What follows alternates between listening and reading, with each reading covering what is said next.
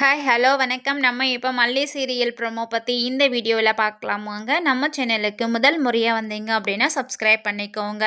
மல்லி வெண்பாவை ஒன்று சேர்த்து விஜய்கிட்ட விடணும் அப்படின்னு நீங்கள் நினச்சிங்கன்னா நம்ம வீடியோக்கு ஒரு லைக் பண்ணிக்கோங்க. நம்ம மல்லி வெண்பாவோட நினப்போடே தான் இருக்காங்க. நம்ம விஜய் அதுக்கு மேலேங்க. ஸோ வெண்பான்னு சொல்லிட்டு அவர் தூக்கத்துலேயும் சாப்பிட்ற நேரத்துலையும் எல்லா இடத்துலையும் பார்த்திங்கன்னா வெண்பாவோட நினப்பு இல்லாமலே இல்லை. ஸோ அவருக்கு பார்த்திங்கன்னா எப்படியாவது வெண்பாவை பார்க்கணும், வெண்பா என்ன பண்ணுறாளோ அந்த நினைப்போடவே இருக்காங்க.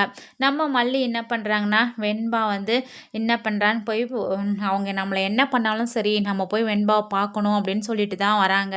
அங்கே பார்த்திங்கன்னா இந்த நிஷா விடவே மாட்டேன்றாங்க. நீ யாரை கேட்டு இங்கே வந்த, எதுக்காக இங்கே வந்த, ஒழுங்கு மரியாதையே போயிடு அப்படின்ற மாதிரி சொல்கிறாங்க.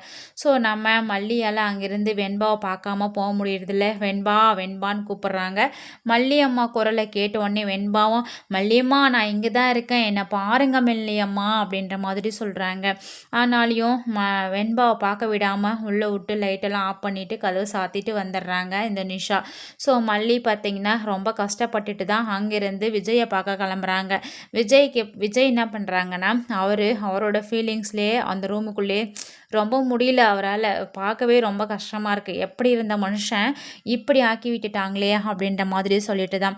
ஸோ இப்போது எதுக்காக என்னை ரூம்லேருந்து வெளியே கூப்பிட்டீங்கன்னு விஜய் அவங்க இருந்த அந்த ஜெயிலர் போலீஸ்கிட்ட கேட்குறாங்க. அதுக்கு அவங்க சொல்கிறாங்க, உன்னை பார்க்கறதுக்கு மல்லிகா அப்படின்றவங்க ஒருத்தர் வந்திருக்காங்கன்னு சொல்லிட்டு சொல்கிறாங்க.